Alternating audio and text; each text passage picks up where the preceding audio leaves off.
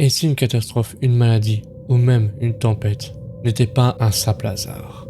Et si tout cela était la vengeance d'un mort? Au Japon, on raconte que certains esprits ne quittent jamais ce monde. Trahis, humiliés ou assassinés, ils reviennent hanter les vivants. On les appelle les Goryo. Et contrairement aux fantômes classiques, ces esprits ont déjà fait trembler un empire entier. Salut et bienvenue sur la chaîne. Si tu aimes les histoires sombres, les yokai, les esprits vengeurs du Japon, abonne-toi maintenant pour ne rien rater. Maintenant, prépare-toi à découvrir l'un des esprits les plus terrifiants du folklore japonais, les Goryo. Qu'est-ce qu'un Goryo?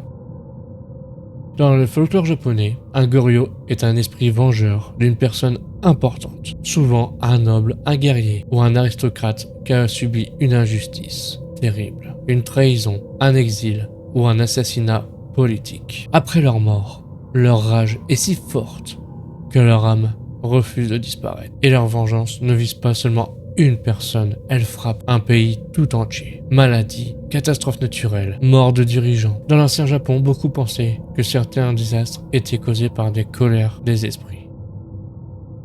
Comment un Goryo se forme? Toutes les morts ne deviennent pas des Goryo. Pour qu'un esprit devienne aussi puissant, plusieurs éléments entrent souvent en jeu. 1. Une injustice terrible. La personne a été trahie, exilée ou exécutée injustement. 2. Une mort dans la colère ou la haine. L'âme quitte le corps rempli de rancœur. 3. Une position importante dans la société. Les Goryo sont souvent des nobles ou des personnes influentes. Et cette combinaison crée quelque chose de très dangereux. Un esprit qui veut se venger, même après la mort. L'histoire la plus célèbre des Goryo est Sugawara no Michizane. La naissance d'un génie.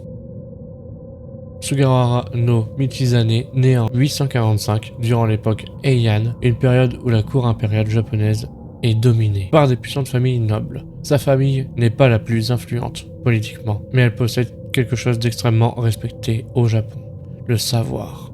Son père est un érudit réputé, spécialiste dans la poésie et de la littérature chinoise, ce qui est à cette époque la base de l'éducation des élites. Le jeune Michizane montre un talent exceptionnel. On raconte qu'il écrivait déjà des poèmes complexes pendant son enfance et qu'il maîtrisait parfaitement les classiques chinois alors qu'il était encore adolescent. Grâce à son intelligence et son travail, il entre rapidement dans l'administration impériale. Et là où beaucoup de nobles héritent de leur position, Michizane, lui, gagne sa place par son talent.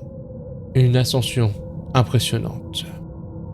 Au fil des années, Michizane devient l'un des érudits les plus respectés de la cour impériale. Il est reconnu pour plusieurs choses, dont sa maîtrise de la poésie, ses connaissances politiques, sa loyauté envers l'empereur. Ses talents attirent rapidement l'attention de l'empereur Oda, qui voit en lui un conseiller précieux. Petit à petit, Michizane reçoit des postes de plus en plus importants, jusqu'à devenir l'un des hommes les plus influents de la cour. Mais cette ascension rapide crée aussi quelque chose de dangereux, la jalousie.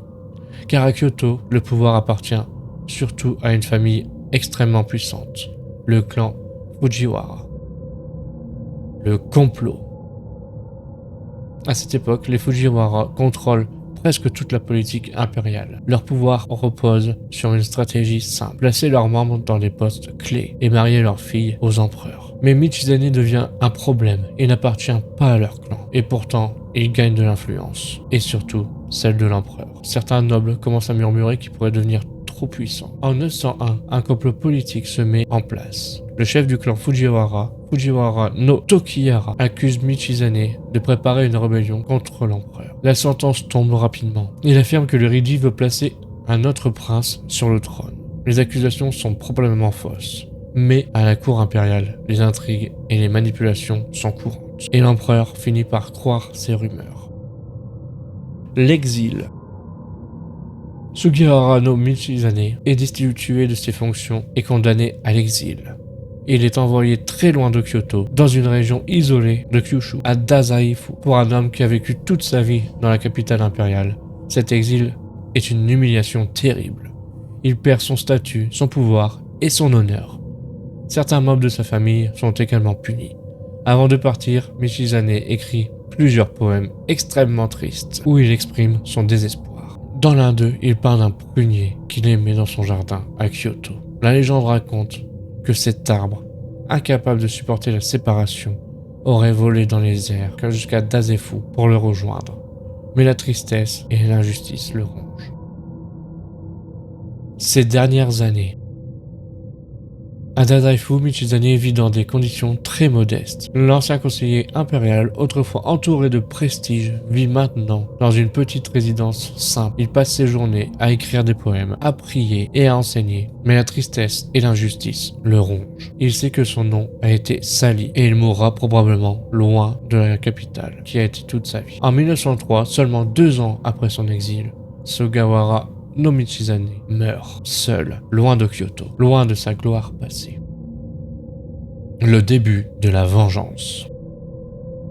Après sa mort, quelque chose d'étrange commença à se produire. La capitale, Kyoto, fut frappée par des épidémies, des incendies, des orages violents et des morts mystérieuses des membres de la cour. Un jour, un énorme éclair frappa le palais impérial.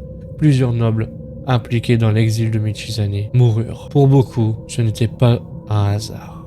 L'esprit de Michizane s'est transformé en Goryo. Comment les Japonais ont calmé le Goryo? La peur devient si grande que les autorités décident de faire quelque chose d'incroyable. Au lieu de combattre l'esprit, ils décident de l'honorer. Ils construisent des sanctuaires pour lui. Ils restaurent son honneur et ils le transforment même en divinité. Aujourd'hui, Sugawara no Michizane est connu sous le nom de Tenjin, le dieu des études. Des milliers d'étudiants prient encore dans ces sanctuaires avant leur examen. Un ancien esprit vengeur devenu un dieu. Peut-on faire partir un Goryo? Dans les croyances japonaises, il existe plusieurs façons de calmer les esprits. Par exemple, réparer l'injustice, restaurer l'honneur de la personne, faire des rituels ou des offrandes, ou même construire des sanctuaires pour apaiser l'esprit. Car un Goryo ne cherche pas forcément à tuer. Il veut surtout une chose, que justice soit faite. Ce que signifie vraiment Goryo. Le mot Goryo peut se traduire par esprit honorable ou âme noble. Ce sont des esprits liés à des personnes importantes dont la colère dépasse la mort. Avec le temps, la peur des Goryo a même influencé la politique au Japon, car les dirigeants avaient peur qu'un noble injustement traité revienne se venger après sa mort. Et toi, qu'est-ce que tu ferais à sa place? Si tu étais accusé à tort, exilé, et que ton nom était détruit, penses-tu que ton esprit chercherait la vengeance après ta mort? Ou est-ce que tu pourrais le pardonner? Dis-le-moi en commentaire. Les Goryo nous rappellent une chose inquiétante. Certaines injustices ne disparaissent jamais vraiment, et parfois la vengeance peut attendre au-delà de la mort. Mais les Goryo ne sont pas les seuls esprits dangereux au Japon, car certains fantômes ne cherchent même pas la justice. Ils veulent surtout nuire aux vivants. On les appelle les Akuryo. Des esprits maléfiques, capables de provoquer malédiction, folie et la mort. Et dans la prochaine vidéo, on va découvrir l'un des fantômes les plus sombres du folklore japonais.